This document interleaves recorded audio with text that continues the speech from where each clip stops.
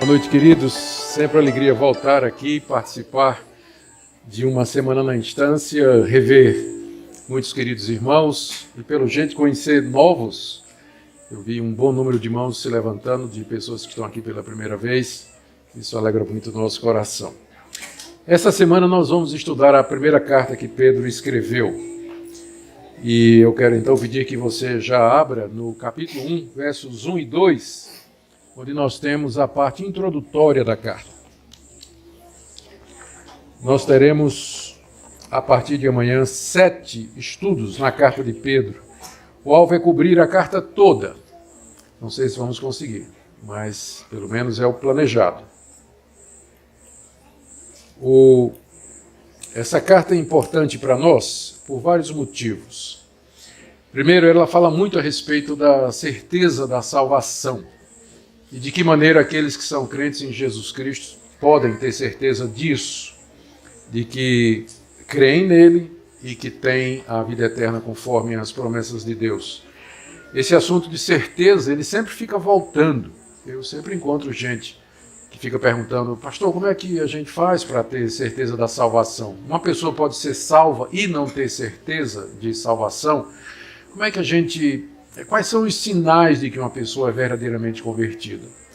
Então essa carta trata dessa questão em algumas de suas partes.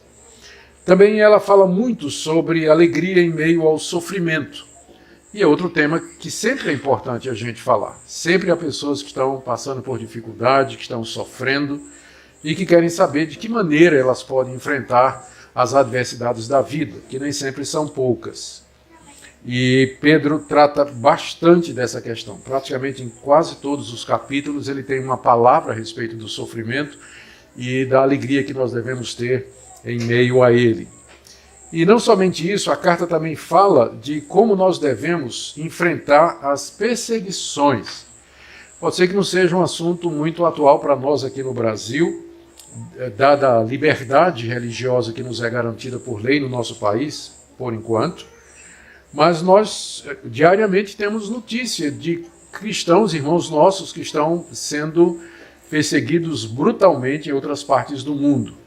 Eu tinha dito que aqui no Brasil não há perseguição. Na verdade, existe alguns órgãos que monitoram a perseguição aos cristãos. Eles falam do que é chamada de uma perseguição, não é física, mas é como se fosse uma perseguição nominal, em que ela é velada, ela não é aberta, mas consiste no uso das leis e dispositivos para empurrar o cristianismo cada vez mais para fora do cenário político, econômico e social, a ponto de que, no final, o cristão só vai poder falar da sua fé ou em casa ou nos templos religiosos, mas ele não poderá expor a sua fé ou usar os valores cristãos na escola, no trabalho, na questão política, na discussão das grandes decisões que afetam a vida dos brasileiros. Então, isso existe no Brasil e é muito claro isso aí. Pedro fala de que maneira a gente pode enfrentar a insensatez de pessoas que criticam o Evangelho e que falam de coisas que não sabem. Além disso, a carta também trata de muitos temas práticos para a vida cristã, como eu me porto no meu ambiente de trabalho. Pedro também tem uma palavra para as mulheres que são casadas com maridos descrentes, tem uma palavra também para os jovens, tem palavra também para a liderança, ou seja, a carta é extremamente atual, ela é muito útil e a minha expectativa é que durante essa semana o estudo dela possa ser usado por Deus para abençoar a vida de cada um de vocês. Que vocês saiam renovados, fortalecidos, encorajados depois... Quando nós chegarmos ao fim do trabalho da apresentação dessa carta. Nós vamos ler os 2 versos iniciais e eu vou fazer mais algumas considerações a respeito da carta, à guisa de introdução. Então vamos ler os versos 1 e 2. Pedro, apóstolo de Jesus Cristo, aos eleitos que são forasteiros da dispersão, no Ponto, Galácia, Capadócia, Ásia e Bitínia, eleitos segundo a presciência de Deus Pai, em santificação do Espírito, para a obediência e a aspersão do sangue de Jesus Cristo, graça e paz vos sejam multiplicadas. Amém. Aqui eu queria ver com vocês, em primeiro lugar, a autoria da carta.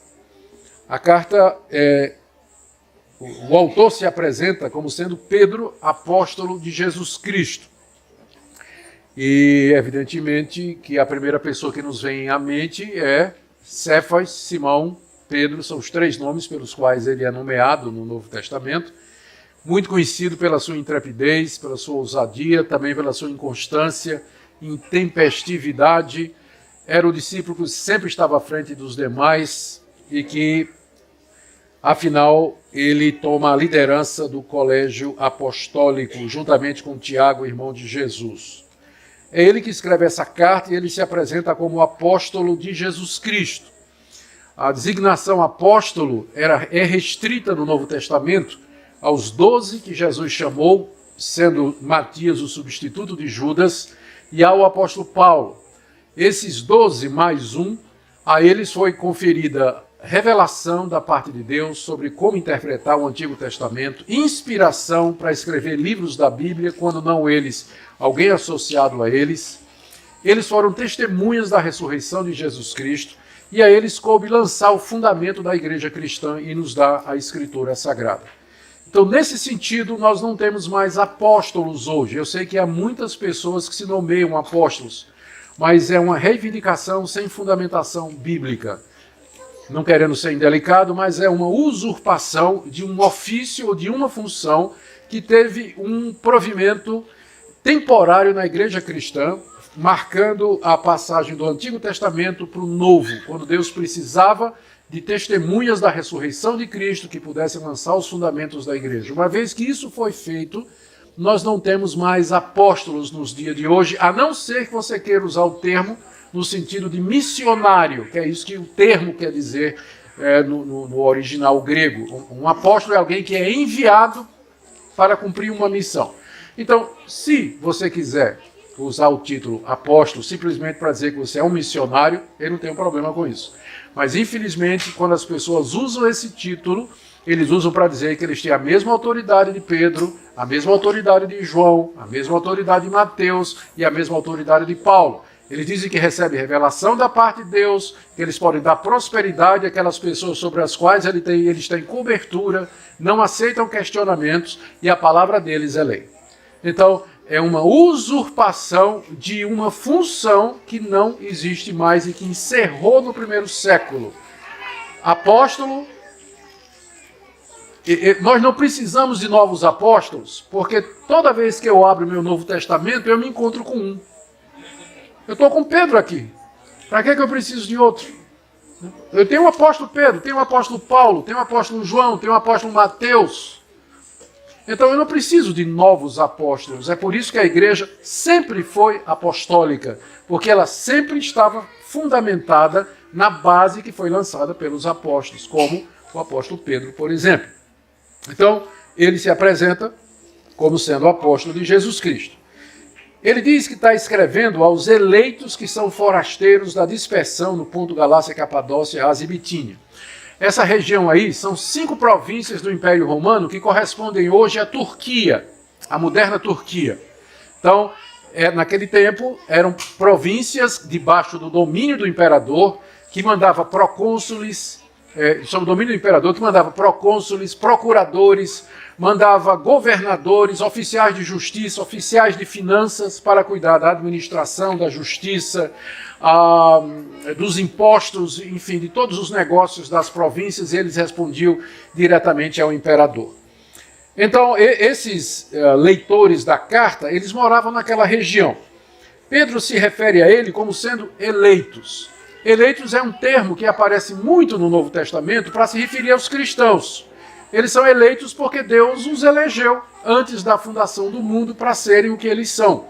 Filhos de Deus, perdoados, aceitos e salvos mediante Jesus Cristo. É um termo que eu considero muito querido, não é? E seria tão bom se a gente hoje pudesse até dizer isso. A gente é acostumado a chamar os outros de irmão. Mas só que na Bíblia o termo eleito também é usado como designação. Então seria tão bom se a gente chegasse para os irmãos, ô eleito, como vai, né? Mas só que vai dar um problema danado, né? Se a gente fizer isso, porque já vai começar a briga e tudo mais. É uma pena, mas no Novo Testamento não tem o menor questionamento. Os cristãos são chamados de eleitos porque eles sabiam que foram eleitos por Deus antes da fundação do mundo para ser o que eles eram, salvos em Jesus Cristo, crentes, perdoados, aceitos por Deus. Então Pedro se dirige a eles, naturalmente, dessa forma. Ele os chama de forasteiros da dispersão. Dispersão era todo lugar que não fosse a Palestina. É uma designação judaica. Quem morasse fora da Palestina morava na dispersão. Então, quando Pedro se refere a ele como forasteiros da dispersão, nós podemos entender de duas maneiras. Que essa carta foi escrita para judeus que moravam fora da Palestina, judeus que tinham se tornado crentes em Jesus Cristo, ou então que Pedro está se referindo a eles figuradamente, já que nós vamos ver aqui, para o apóstolo Pedro, os cristãos são os continuadores dos filhos de Abraão. Os cristãos são os continuadores dos judeus. A igreja é o Israel espiritual.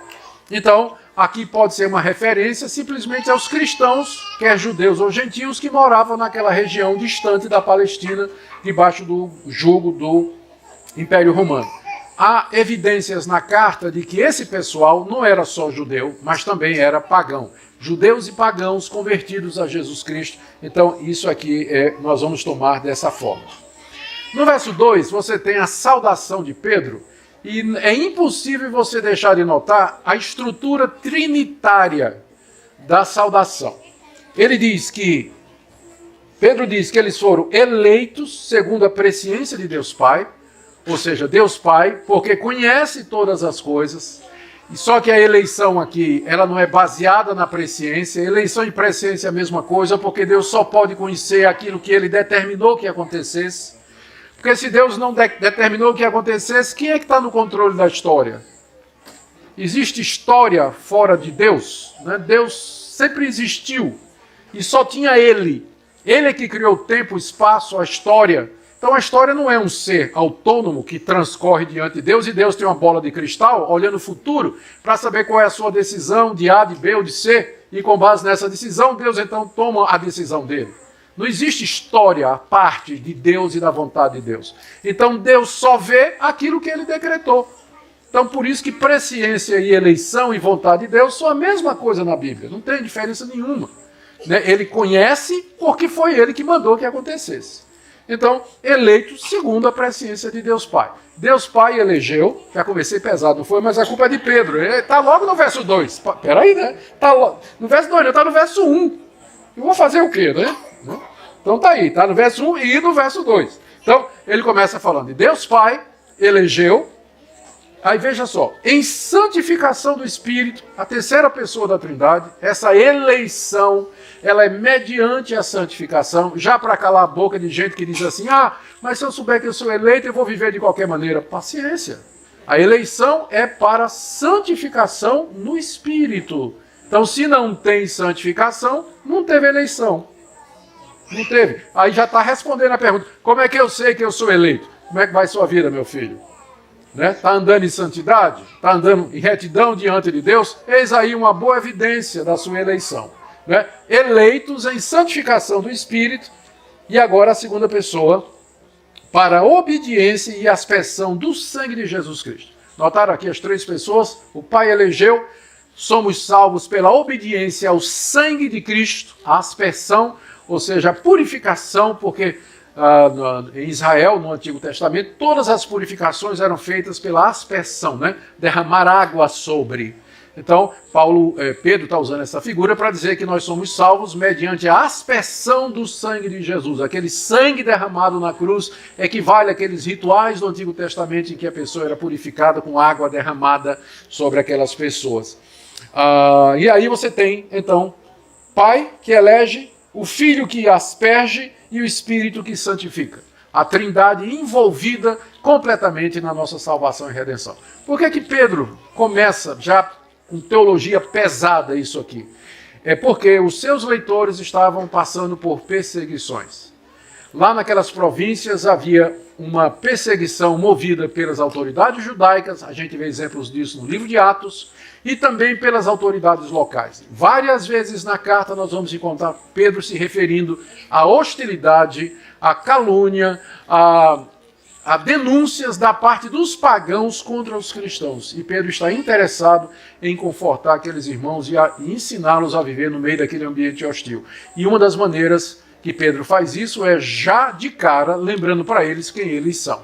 Eles podem ser rejeitados pelo mundo, o ambiente onde eles vivem, eles podem ser peregrinos e forasteiros na dispersão, mas eles são eleitos de Deus, são guardados na santificação do Espírito Santo e foram salvos pela aspersão do sangue de Jesus. Então, essa identidade, essa consciência de quem eles eram, deveria guardá-los e fortalecê-los no meio de todas as perseguições. A carta foi escrita provavelmente no início da década de 60, porque Paulo morreu no ano 64 com a perseguição de Nero. Pedro deve ter morrido nessa mesma perseguição, então essa carta deve ter sido escrita entre o ano 60 e o ano 63. E Pedro provavelmente escreveu de Roma, porque lá no final da carta ele diz os seus irmãos da Babilônia vos saúdam. 5:13. Então, Babilônia sempre é uma referência figurada e velada a Roma no Novo Testamento. Então, Pedro provavelmente estava em Roma, escrevendo para os cristãos que estavam naquelas províncias romanas, por volta aí do ano 60 a 62, no máximo 63, depois de Cristo Jesus. A divisão da carta é fácil até o capítulo 2. Pedro está falando da salvação e das implicações, alegria, certeza, santidade, obediência às autoridades. E depois, do capítulo 3 até o fim, ele fala de sofrimento e de serviço cristão. É uma carta rica, eu tenho certeza que nós vamos aprender muita coisa e queira Deus que o estudo da sua palavra faça bem a todos nós e nos faça crescer na graça. Amém? Vamos orar. Ó Deus, te damos graças pelos apóstolos que nos legaram a tua palavra viva, inspirada, infalível e inerrante, e que chega até nós com autoridade e poder. Nós pedimos, ó Pai, que o estudo da tua revelação escrita seja usado por ti para abençoar cada um de nós de acordo com a necessidade. É o que nós te pedimos em nome de Jesus. Amém.